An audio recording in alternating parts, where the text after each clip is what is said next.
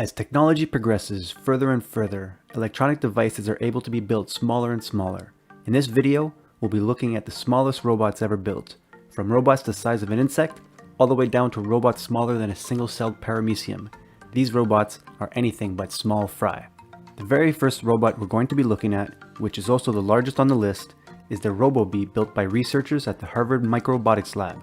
In development now for over a decade, the tethered version of this microrobot is about the size of a quarter. The RoboBee is made of carbon fiber and weighs just a fraction of a gram. Capable of carrying a tiny camera, researchers see the RoboBee being used to monitor environmental hazards and for use in search and rescue missions. Not too long ago, the RoboBee saw a major upgrade, equipping it with an extra pair of wings, reducing the weight of its power electronics, and integrating high-efficiency solar cells. The RoboBee is now capable of untethered flight.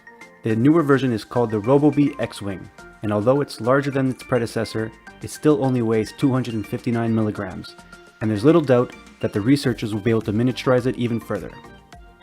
Next on the list, coming out of Georgia Tech, we have the BristleBot. This multi-legged robot is made with a 0.3mm thick actuator block with 4 to 6 legs fabricated by 2-photon polymerization lithography, very similar to SLA 3D printing.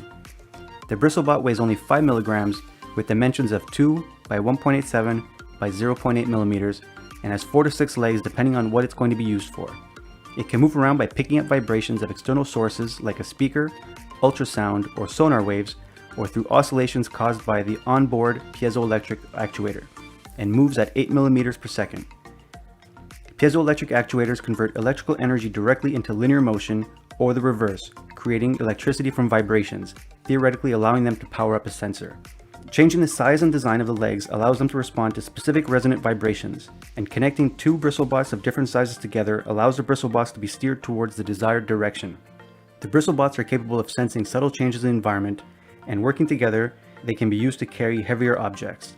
Their stated purpose is to be inserted into the human body for medical purposes. The next robot on the list is another millimeter-scale robot, aptly called the MilliRobot. Created by researchers at the Max Planck Institute in Germany, this untethered robot is capable of walking, rolling, climbing, jumping, and swimming. Also intended to be used to transport medication, this robot is much more maneuverable, and a single robot is capable of carrying an object. The MilliRobot is made of a 4mm strip of elastic silicone embedded with magnetic microparticles. By using external magnetic fields, the robot can be maneuvered and made to perform the wide variety of tasks it's capable of. The incredible mobility of the MilliRobot makes it ideal for minimally invasive medical applications inside the human body. Researchers hope to use it to transport medication to the specific areas in the body where it is needed, introducing it into the body either by swallowing the MilliRobot or inserting it into the body through a small opening in the skin. From there, it can move through the digestive tract or through the bladder to get to where it needs to be. One goal is to have the robot perform diagnostics and therapy in areas currently inaccessible without a scalpel. Now, if you're thinking that robots couldn't possibly get any smaller than this, just hold tight because we're not even halfway down the list. The BubbleJet microrobot, also created by researchers based in Germany, is smaller than a millimeter, its dimensions being 0.8 by 0.8 by 0.14 millimeters. The robot is made from such flexible materials that it can be bent and deformed without breaking, allowing it to pass through capillaries or other small channels in the body. More development is needed before it can use its propulsion system to navigate through the body, as it currently requires a solution of water and hydrogen peroxide to move. The robot has 2 rolled polymer tubes that run lengthwise along each side of the body, and a small amount of platinum that coats the inside of the tube causes a catalytic reaction, shooting out dual jets of oxygen bubbles that provide thrust. According to the lead researcher, if no heat is applied to the robot, only one tube will expel oxygen bubbles, making it swim in circles. If some heat is applied, both tubes will expel equal amounts of bubbles and it will swim in a straight line, and if even more heat is applied, it will swim in the other direction. Heat is provided by wireless energy that is picked up by a tiny antenna, similar to wireless inductive charging. The robot also has a thermal-responsive manipulator arm, allowing it to grasp and to drop tiny objects by controlling the heat. And if that wasn't enough, it also has a tiny infrared LED on board, allowing the microrobot to be tracked while it travels through the body. The goal is to have the microrobot provide targeted delivery of medicine, including diagnostic and even surgical procedures. Continuing down the list, it's time to break out the microscopes because the next robots are at the micron scale. The next robot is 40 to 70 microns in length, 40 microns wide, and a height of only 5 microns, a micron being 1/1,000,000th of a meter.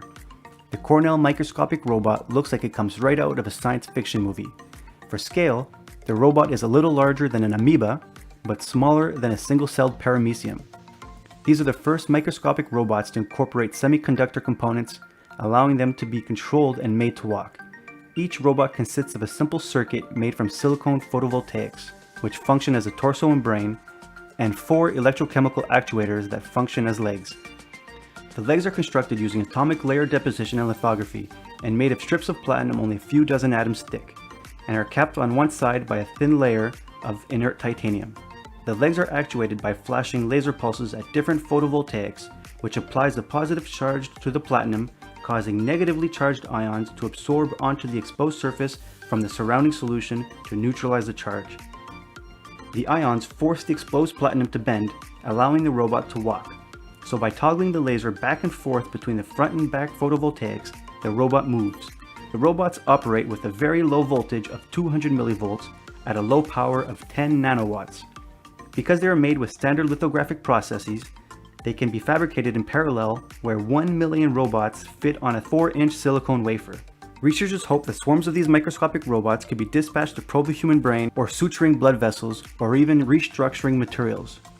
Given the research is supported by the US Army Research Office, an element of the Combat Capabilities Development Research Laboratory, as well as the US Air Force, you'd be forgiven for thinking these robots could be used for more deadly purposes down the line.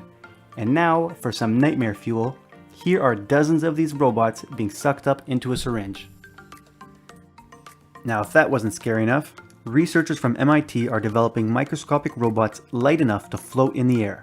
I won't go into too much detail about these as I didn't find very much material, but their aim is to put microscopic electronic circuits onto tiny colloid particles which are light enough to float suspended in liquid or even air. Their aim is to have the robots carry out diagnostics, from the human digestive system and bloodstream to oil and gas pipelines, and even waft through the air to measure compounds inside a chemical processor or refinery. These robots are about the size of a human egg cell and don't need any external power sources or even batteries. Their circuits would receive all the power they need from a photodiode. The last robots we're going to look at are created by researchers out of the University of California at San Diego. They're tiny ultrasound-powered nanorobots designed to swim through the bloodstream and remove bacteria and toxins. Using gold nanowires coated with a hybrid of platelet and red blood cell membranes, these nanorobots are capable of performing 2 different tasks simultaneously.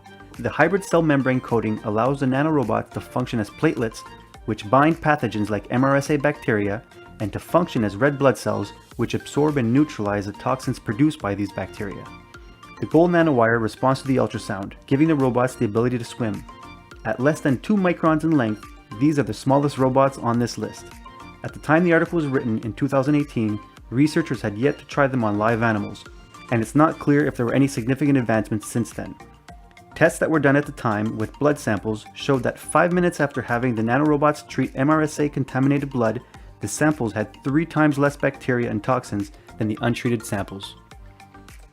That's going to be it for this video.